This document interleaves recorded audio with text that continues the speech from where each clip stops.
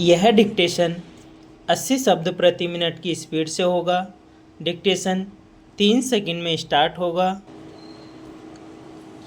3, 2, 1 start. महोदय, भारत एक प्रजातांत्रिक देश है और किसी भी देश में प्रजातंत्र की सफलता के लिए यह आवश्यक है कि उस देश का राजकाज उसकी जनता की भाषा में हो।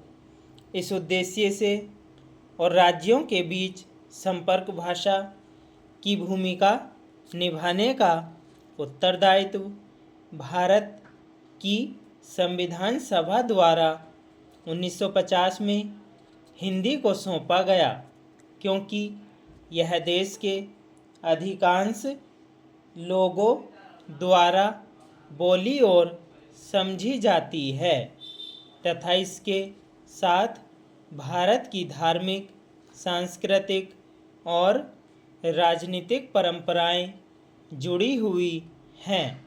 उस समय यह अनुभव किया गया था कि हिंदी के माध्यम से प्रशासन का कार्य चलाने के लिए कुछ प्रारंभिक तैयारियों की आवश्यकता पड़ेगी, जैसे कि प्रशासनिक, वैज्ञानिक, तकनीकी एवं विधि शब्दावली का निर्माण, प्रशासनिक एवं विधि साहित्य का हिंदी प्रशिक्षण और हिंदी टाइपराइटरों एवं अन्य यांत्रिक साधनों की व्यवस्था आदि।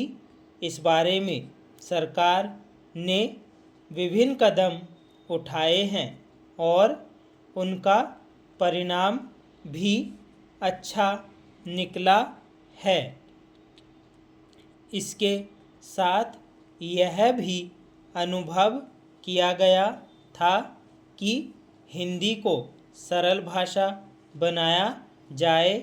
इसके लिए राजभाषा अधिनियम 1963 यथा संशोधित 1967 और राजभाषा नियम 1976 को लागू किया गया, जिससे हिंदी का प्रयोग बढ़ रहा है।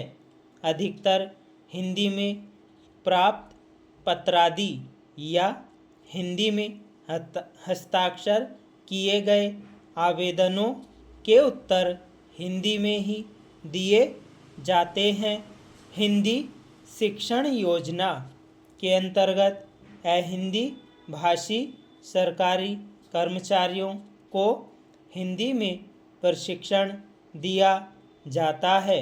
जो पाठ्यक्रम बनाया गया है उसकी भाषा बहुत ही सरल और वाक्य रचना सीधी सादी है। प्रशासन में इस योजना तथा कुछ अन्य योजनाओं के कारण हिंदी का प्रयोग धीरे धीरे बढ़ रहा है।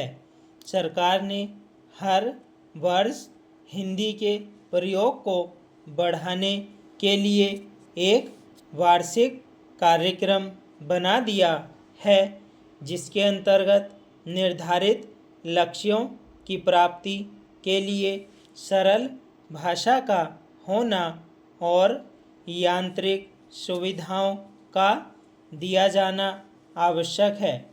इसके लिए देवनागरी टाइपराइटरों और कंप्यूटरों को उपलब्ध करवाया जा रहा है।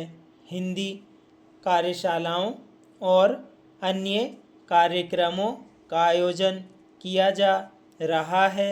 इसके अलावा प्रशासन में हिंदी के प्रयोग को बढ़ाने के लिए ऊंचे स्तर पर प्रधानमंत्री जी की अध्यक्षता में केंद्रीय राजभाषा कार्यान्वयन समिति का गठन किया गया है।